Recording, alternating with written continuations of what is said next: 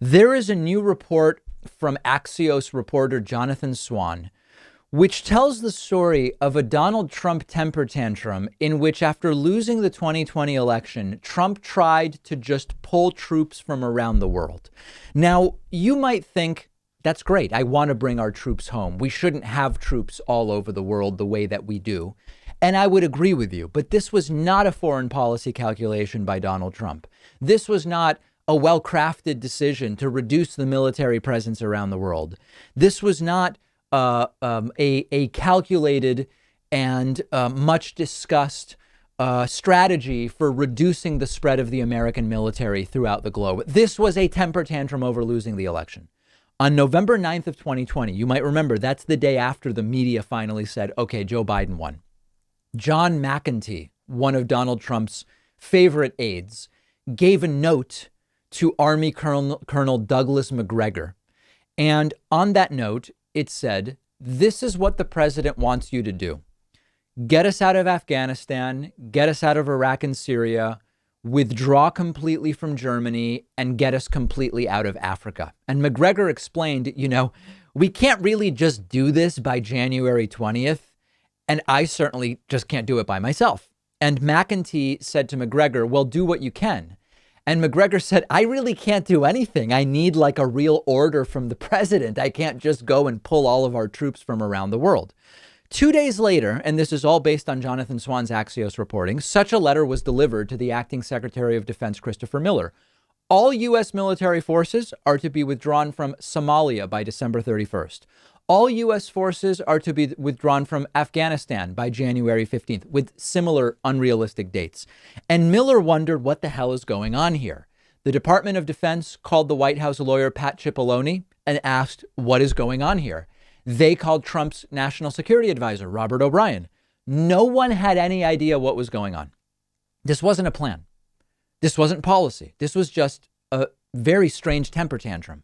And as Jonathan Swan writes for Axios, the U.S. government's top national security leaders soon realized they were dealing with an off-the-books operation by Trump himself. Ultimately, it didn't happen. But as you can see, this is not the action of a president who wanted to do these things because they were the right things to do. If they were, he wouldn't have waited until November 9th of the last year of his first term to do it. It was a triggered, tilted man, furious that he lost, seemingly wanting to create as much chaos as possible for Joe Biden, who would be replacing him just 2 months later. And as Jonathan Swan writes, quote, Christopher Miller told associates he had 3 goals for the final weeks of the Trump administration. Number 1, no major war. Number 2, no military coup. And number 3, no troops fighting citizens on the streets of the United States.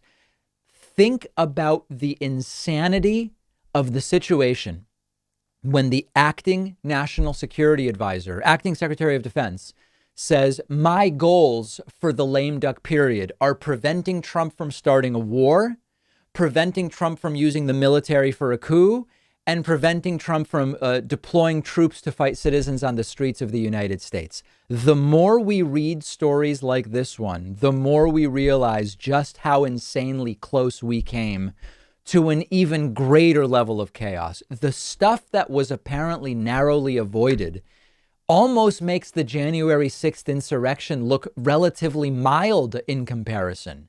And between the riots and Trump trying to overturn the election results and stay in power, and on a whim saying pull all troops from everywhere, and having lawyers in and talking about martial law or seizing voting machines or whatever else, the stuff that happened is bad enough, but look at all of the things we're learning about that almost happened. And as I've said when Donald Trump left, it was way worse than we knew.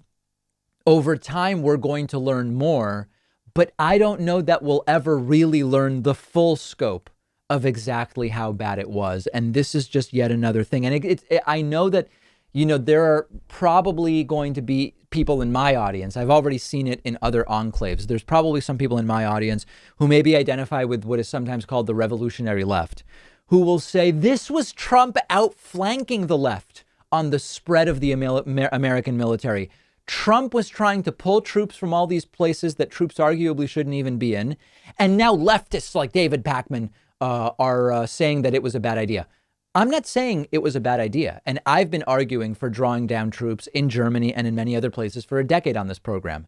The point is, this wasn't policy. This was the day after the election was called for Biden.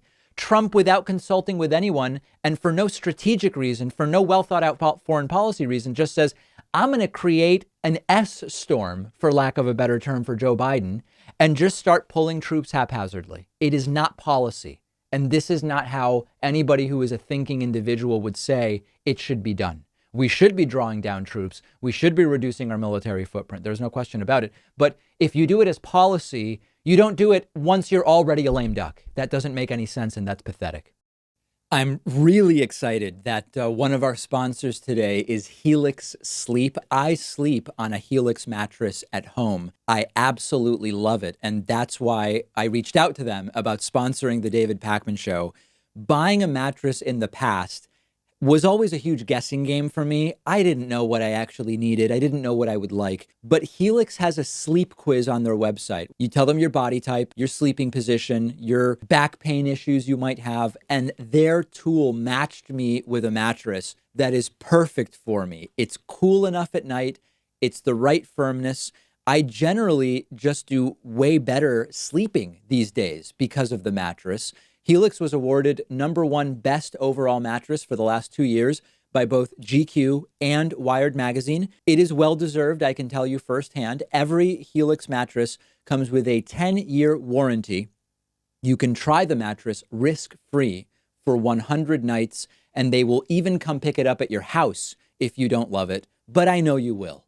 All of my viewers will get up to $200 off your order, and you'll get 2 super premium pillows for free when you go to the link right underneath this video.